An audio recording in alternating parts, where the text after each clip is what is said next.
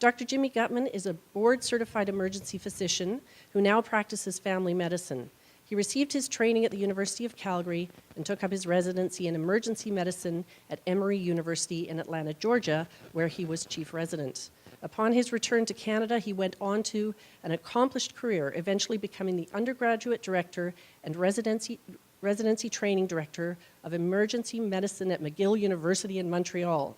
He has been an organizer of many international medical conferences as well as a speaker and has contributed to the training of literally thousands of doctors and students. He has sat on the boards of numerous academic and medical institutions dealing with policy and education, and he is often heard on radio and television across North America speaking about the role of GSH in health and sickness. Ladies and gentlemen, our keynote speaker tonight, please welcome Dr. Jimmy Gutman.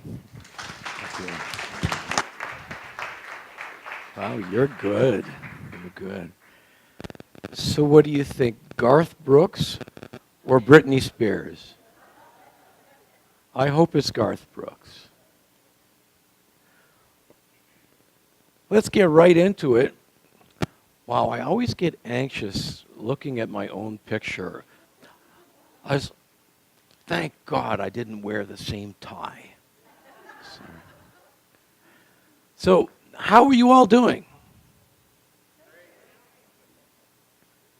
See, that's the polite answer, okay? But when a doctor asks you, how are you doing? Generally, we want to know, how are you doing with your health? So, yeah, there you go. It's somebody who's honest. How are you doing? See, it's not that vigorous a response, is it? Okay. The idea of tonight's conference is to give you some tools to survive the 21st century. Now, I know that sounds rather severe, but at least it gets your attention. And I tell you, the challenges that we're up against these days are unlike anything in the history of mankind. Now, Deborah said that there weren't going to be any quizzes, but she's wrong.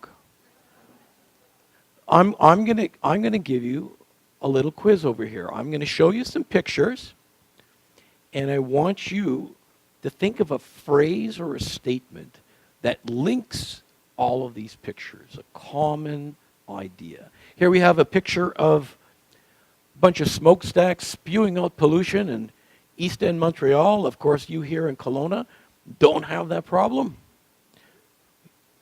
Actually, you do have that problem. Yeah. And you don't have to be near these things. I mean, there's evidence of pollution that started off in the South Pacific and in China that makes its way over into your air that you're breathing in. There's another picture. One of my patients sick in bed, thermometer in his mouth, having a virus. Any similarities between those two slides? Any common ideas? Think. Grandma, 92 years old. You ask her how she's doing, and she says, great. But she's suffering from a chronic illness that each and every single person in this room is suffering from. And I hope you suffer from this for a long, long time. What am I talking about? Absolutely. The alternatives of not aging are not good. My secretary, Monday morning, 325 emails to answer. And what's going on with her? So what's common? What common thread do you think you can weave between all of these shots?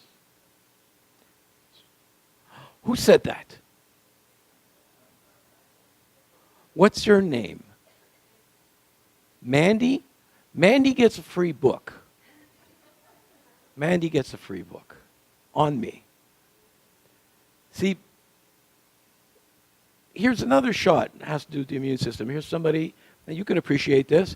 It looks like he's wearing chemical warfare gear. And what is he doing? He's spraying vegetables that you and I are going to eat. And this kind of nonsense goes on and on and on. So really, it's all about the immune system. And there are many definitions of the immune system, but really, the one that's most practical is your body's defense. Your immune system is your defense against all of these nasty things. So how do you take care of your immune system? Well, you don't need to speak to a health professional. You can probably speak to Deborah's mom, who I spoke to before. Where is she? Who's a very, very sharp individual, and she'll tell you the way to take care of your immune system. Well, eat well, sleep well, exercise, manage your stress. Don't drink too much BC wine. Okay, I take that one back. That was totally politically incorrect. Well, eat well. What does that mean? Here you are, sitting in the basin of one of the world's richest food-producing areas. And I know some of you eat junk food, but even if you're going out to the farmer's market, does that mean that you're eating well? Everybody in Kelowna is so smart. I would have asked us in Toronto, everybody would have said, yeah. Don't show this tape in Toronto, okay? So, well, I think that if you're out there trying to get fresh fruits and vegetables, you're trying to eat well, but you're not necessarily eating well, because in the year 2015, you know, the peach that you're going to eat today is nothing like the peach that your mom gave you when you were a kid.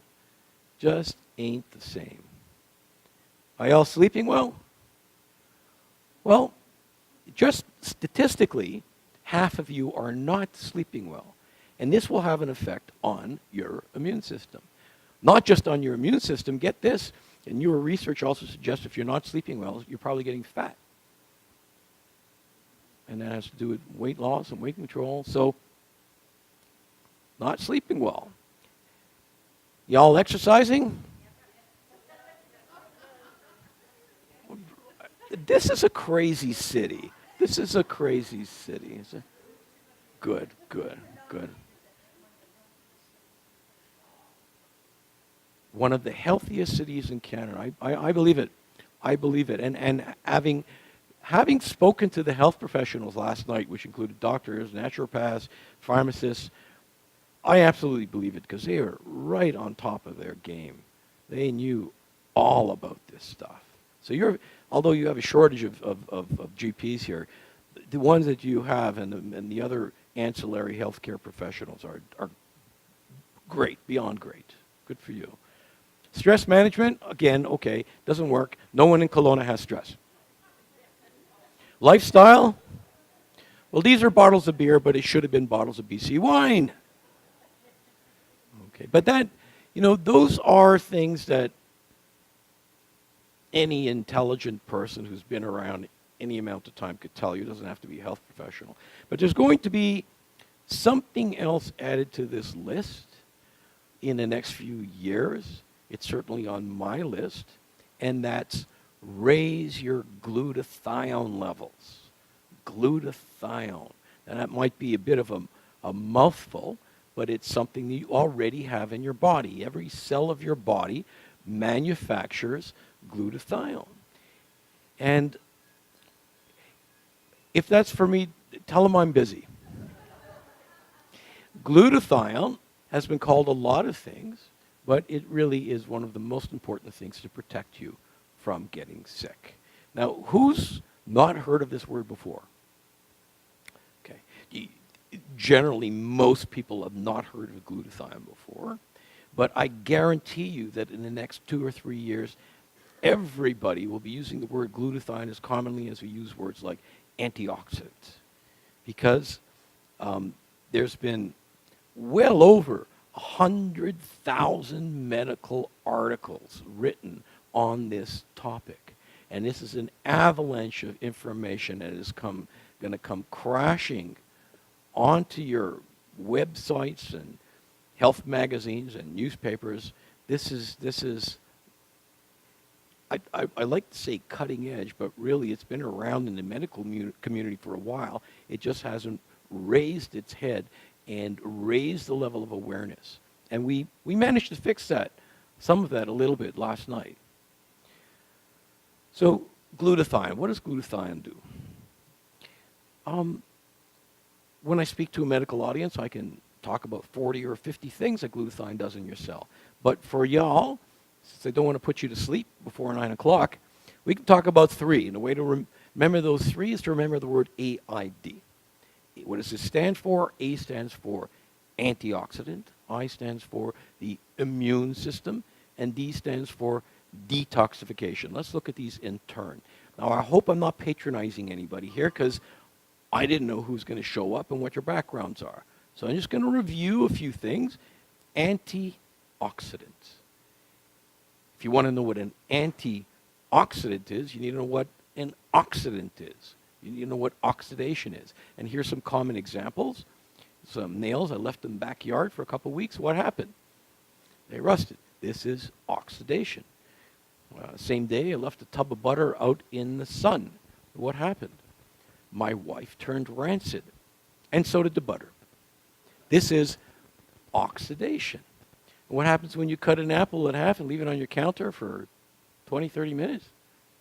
It turns brown. This is oxidation. So am I suggesting that the people in this room are becoming rancid and turning brown? Yeah. Yeah, I am. And if you look at the back of your hand, if you're a certain age, you're certainly you're going to see what we call liver spots, which actually have nothing to do with the liver, but have everything to do with the fact that your tissues are becoming oxidized. Okay? Now, do I care that this nice lady has brown spots in the back of her hand? I don't care that much it's on the back of her hand, but I know that if it's on the back of her hand, the same process is taking place in her lungs, in her heart, in her brain. So we've got to do something about this. And this is the whole new field of medicine that we call free radical biology. It deals with oxidation and antioxidation. Simple as that. And we know that there's literally hundreds of disease processes that antioxidants can either prevent or even treat. Okay, so this is very, very important. And in Kelowna, everybody knows about antioxidants. I know that. So when I use words like antioxidants, free radicals, oxyradicals, don't let these terms overwhelm you. They all deal with antioxidation and oxidation. Okay? So what causes free radicals? How do we get our levels of oxidation up? We do that by being alive. If you're living and you're breathing and you're eating, you're producing free radicals. And these free radicals, sometimes they're good, but when you have too much of them, then they cause damage in your body. They're highly toxic little molecules. And the sneakiest thing about them is that a free radical, it's kind of like a vampire. If a free radical touches another molecule, it turns it into another free radical, and the process continues and continues. So let's look at a bunch of healthy cells, and here are your nasty free radicals on the side. And it'll drift over and touch one of the cells. And after a while, that cell becomes damaged. It's full of free radicals, but that cell's touching another cell. And that cell is touching yet another cell. And voila, here you go, a black spot on the back of your hand or in your brain. So how do we stop this process? We call in the cavalry, and the original antioxidants we knew about was vitamin C. And here we have the vitamin C looking suspiciously like a Pac-Man, and you'll see why. See, here's a vitamin C, and the vitamin C will go ahead and grab onto that free radical.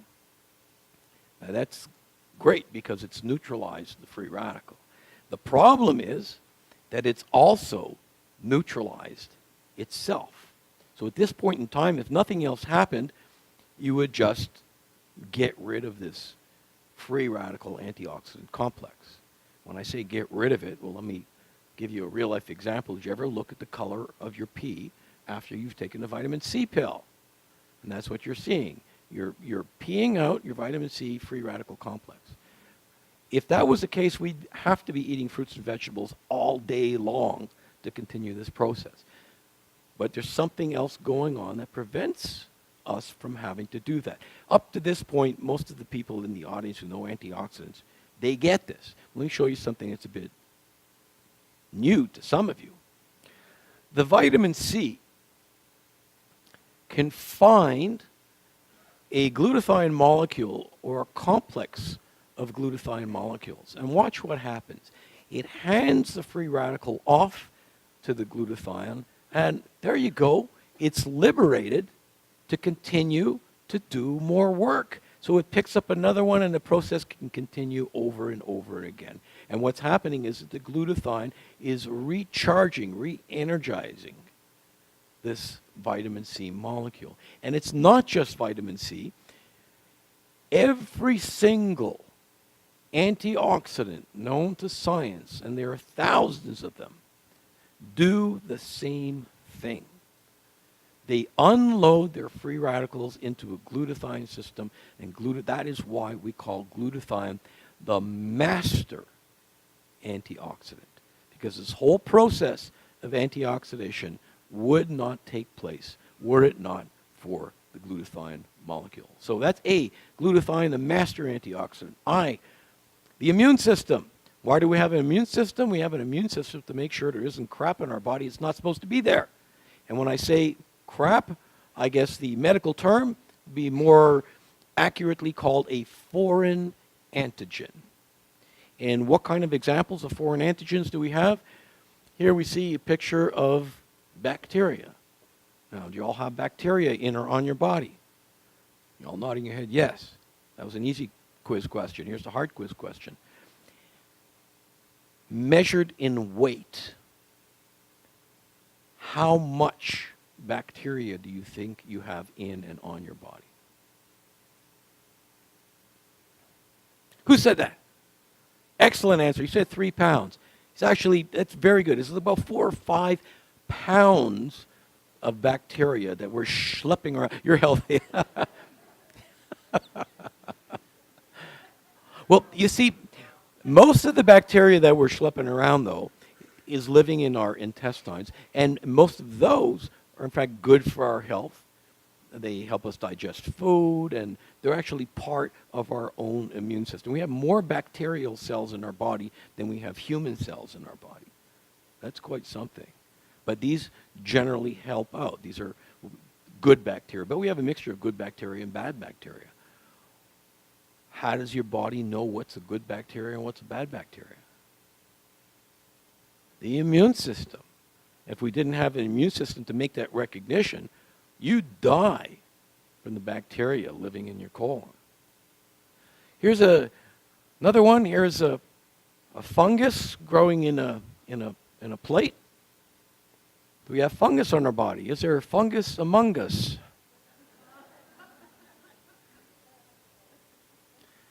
Yeah. You know, when summertime comes around, you go to the pool, or in Kelowna, you can actually go into a real lake, and you see these people walking around with these ratty-looking toenails, yellow and bent, and yeah, that's actually a fungus that grows underneath your toenail. Not that it's a major problem, unless you have a weak immune system. That same funny-looking toenail, if somebody with a weak immune system like an AIDS patient has that will kill an AIDS patient. And many AIDS patients die of overwhelming fungal sepsis.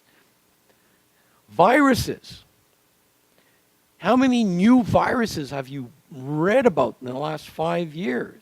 The hot one now is Ebola, but there's always something else. I'm going to talk about viruses. Parasites. Do we live with parasites? And I'm not talking about your brother-in-law. When you go home tonight and you put your head on your pillow and lie down on your Sealy Posturepedic, you're crushing thousands of these. Yeah. Why is it that you're not all you're probably scratching now, but why is it that we're not covered in these? Why? Our immune system. And, I worked in emergency medicine for many, many years. People with weak immune systems, a chronic alcoholic comes in and they're festering with this stuff. Okay, so it's all about the immune system. And any of these, the next killer plague, man, oh man, it's less than a day away. Less than a day away. From Vancouver, anyways. Got to take another flight to Kelowna. So how does the immune system work to defend you from these critters? Okay. So I'm going to give you Immunology 101 in 90 seconds. So for the doctors who are in the room, please forgive me. We're going to oversimplify things. Okay, so our case subject today, y'all know him. How do people in Kelowna vote anyways? Conservative or liberal? Conservative. Okay, so I'm in trouble. That slide works really well in Quebec. And so here's the Prime Minister. He's probably out there now and working the crowd and kissing babies and shaking people's hands. And one of the hands that he's going to shake, somebody's going to have a cold.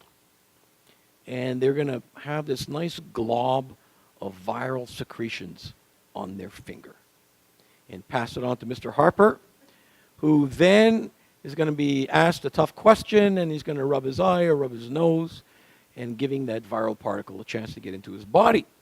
And here we see very quickly, this little green guy here, there's a virus, surrounded by our frontline soldiers of the immune system are white blood cells. These white blood cells, these soldiers of the immune system, are always on alert to find something that's not supposed to be in your body, foreign antigen. So,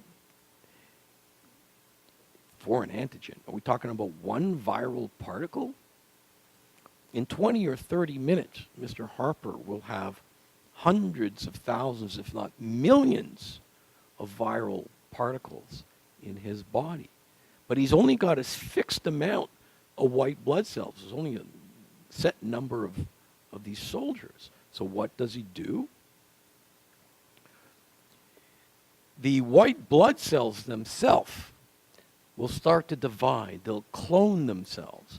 And they can divide upwards of 500 times in a healthy individual with good levels of glutathione. That's not 500 white blood cells, it's 500 divisions. So if you get a calculator, or guess your iPhone, you don't have enough room on the screen to see all those numbers. And here's the key. Without glutathione, that whole process grinds down to a halt. And people that don't have glutathione levels, by definition, are going to get sick from infectious disease. The classic case we have, of course, is HIV and AIDS. These patients are, by definition, glutathione deficient. They have immunodeficiency, but the same thing applies to hepatitis, to common cold, and on and on and on. So think of glutathione literally as food or fuel for your immune system. The higher your glutathione levels are, the more responsive your immune system is going to be. D, detoxification. Spoke a little bit about this last night. In emergency medicine, who's worked in an emergency room before? Okay, who's been in an emergency room before? Here we go. That's to be more common. One of the nastier things we need to deal with are people who are coming in with an intentional overdose. They don't want to be there. It's always a sad scene, and usually a very messy scene, and you'll see why. What do you think the most common drug is to overdose on? It's actually alcohol. 50% of the cases of an overdose will have alcohol on board. But the next most common drug is acetaminophen. You all know what acetaminophen is? Tylenol, Adderall. It's a very, very ugly way to die. If any of you took a big old bottle of extra strength Tylenol, it would probably kill you. But you didn't know that.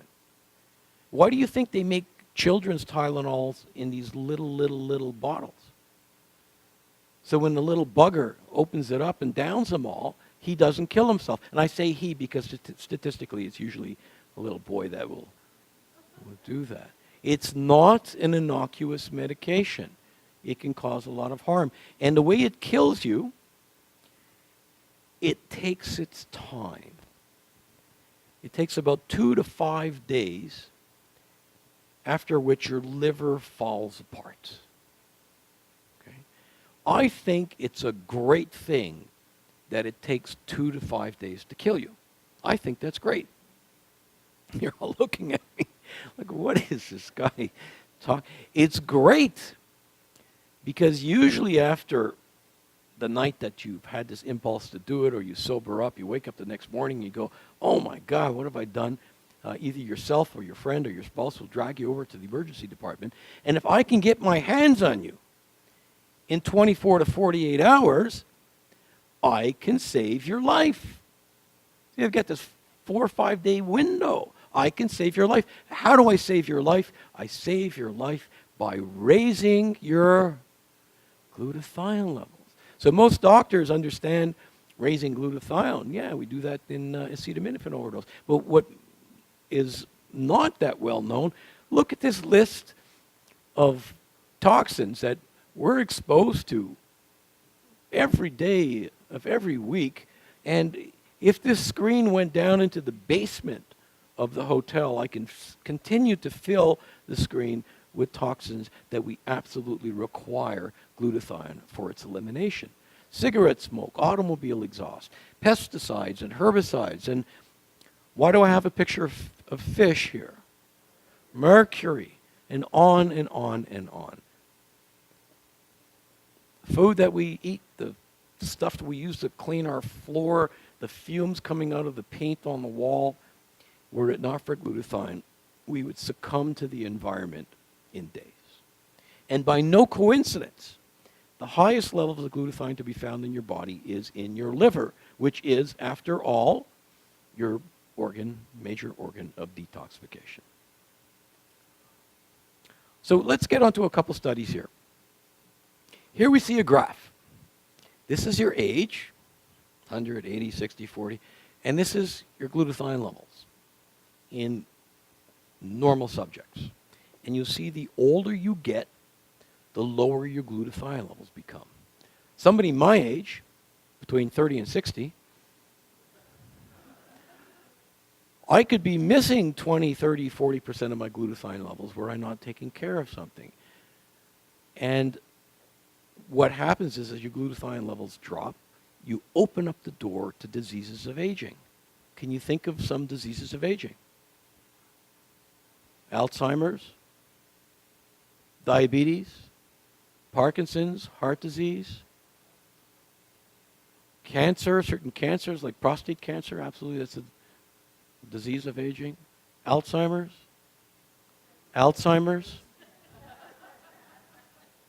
The list is long. So we see that the levels are dropping and dropping and dropping. But what's weird about this graph? Yeah. When you measure glutathione levels in individuals who are about like 100 years old, you find that they don't have low glutathione levels, they have high glutathione levels. Why? Who said that? The same person that won the book. That's why they're 100. Because they had the genetic inherent ability to maintain high glutathione levels so that their friends and their enemies were selected out of the population. So that's a very interesting and curious finding in glutathione in the aging process. That's glutathione in aging. Let's look at glutathione and general health. Here's a study, I think this was, this was a study done in Florida. I guess Florida and Kelowna is a good place to do studies on older people. And what they did is they measured glutathione levels in different subjects. young, healthy people, high glutathione levels. Healthy older people, meaning they didn't really need to go to the doctor. They went when they had a problem. Older people that would go see the doctor on a regular basis to get the prescriptions refilled, their blood pressure measured, and finally, people in the hospital. And a perfect correlation. The sicker you were, the lower your glutathione levels were. And this wasn't just, I mean, this study was in physical illness, but there are other studies looking at mental capacity, studies looking at who's out there, which person is out there playing cards, going to a restaurant, and who's sitting at home complaining about a sore back.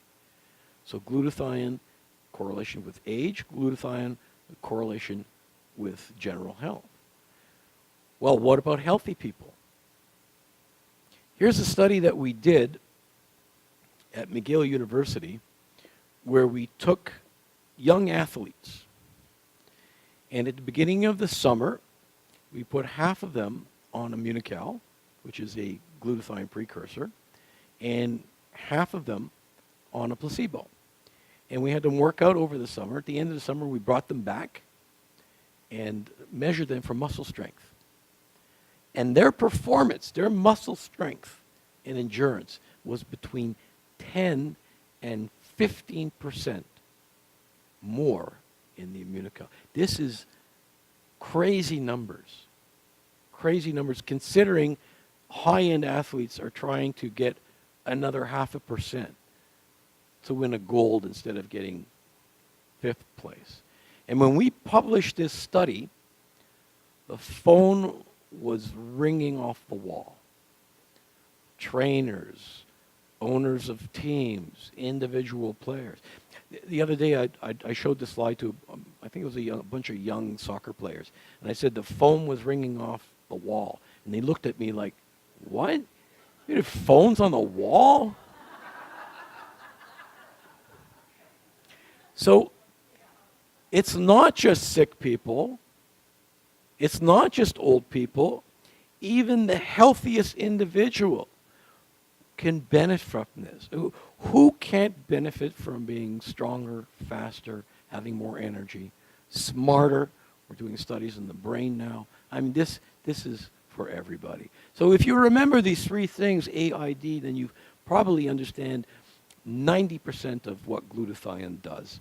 And the problem is that we're always losing glutathione. There are always things that are tapping into our glutathione levels. And that could be the drugs that you're taking, a poor diet, injury, stress, infection, pollution, aging, on and on and on. And all of these tap into your glutathione levels fall, and you end up with an older cell, a sicker cell, and worst case scenario, a dead cell. So we have to do everything we can to maintain our glutathione levels. Here is perhaps the most important slide for you tonight. If you're going to remember one slide, this is the slide to remember. You can't eat glutathione and expect it to raise the glutathione levels in your body. If you eat glutathione, it becomes rapidly broken down in your digestive system and ends up in Lake Okanagan. You can't eat glutathione. So how do you get your glutathione levels up? You give your body the building blocks. You give your cells what we call precursors for your cells to be able to manufacture its own glutathione. If you walk away with anything, that's the message. And what we're talking about, of course, is this product called Immunocal. It was developed at McGill University. We've been doing research on this upwards of 40 years. This was launched 18 years ago as a commercial enterprise. And we have the ability in Canada, I know this doesn't look like much, but when you're dealing with natural products in Canada and United States, you're not allowed to make any medical claims. Whether it's true or whether there's patents, you can't say that a natural product affects anything about your health. But we, after sending van loads of research to Ottawa, we got what's called an NPN number, that allows us to say that taking Immunocal will help your immune system. Sounds benign, but I tell you, it's a big, big struggle between the pharmacy industry and the people who produce natural products. There's a lot of things that we can talk about, but I don't want to get into a political discussion unless there's more BC wine there. So how does Immunocal work? Simply, it gives your body the building blocks so your cells can make its own glutathione. And we have many, many patents, what we call method of use patents. This is not a manufacturing patent. This is not a description of a molecule. This is a patent that's kind of unique to the pharmacy industry, saying that if you take this, then that happens to you. Okay? This is a very, very difficult patent to get because you have to back it up with a ton of research. And we're quite unique in this area. The credibility for me and for the health professionals that I spoke to last night, it's all about research. You know, you can say what you want theoretically, or you should do this, or the Yanomamo Indians have been taking it for 10,000 years. And no, for a conservative scientist, for a researcher, for a doctor, the three most important things are research, and, okay. And so not just research. You know, research is like food. There's good stuff and there's bad stuff. We're talking not about research done in a test tube. We're not talking about research that's done in a rat. You want to know that there were double-blind clinical trials, statistically relevant, done in human beings. And if you look at most natural products, that's a rarity. Rarely will you find that. And this is a company that's been doing this for decades. We have dozens. And you need to look this up. Because, yeah, I'm giving a talk about health and talking about science. I'm ultimately being paid by a company to market a product. Your health is the most important thing you have in your hands. So I urge you, go home and do your homework. And when you look up the importance of glutathione in every single cell of your body, you'll know that you made the right decision. Anybody seen this book before? The nice navy blue book? The pharmacists know it. It sits on the desk of every pharmacist. It sits on the desk of every doctor.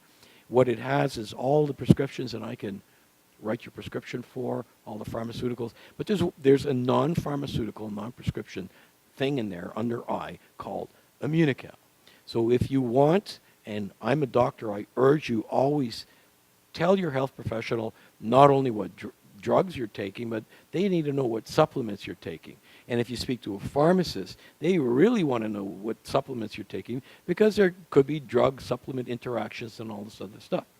So we're in there. And if you want to take it, have your doctor look at it, flip open to the eye, indications, contraindications, clinical pharmacology, and all the rest of that dry stuff that doctors love to look at.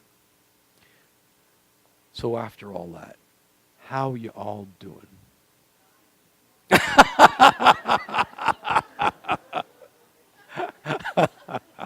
Well, maybe the next time I come back to Kelowna and I ask you, how are you all doing? And you say, fine. And I ask you, how do you know?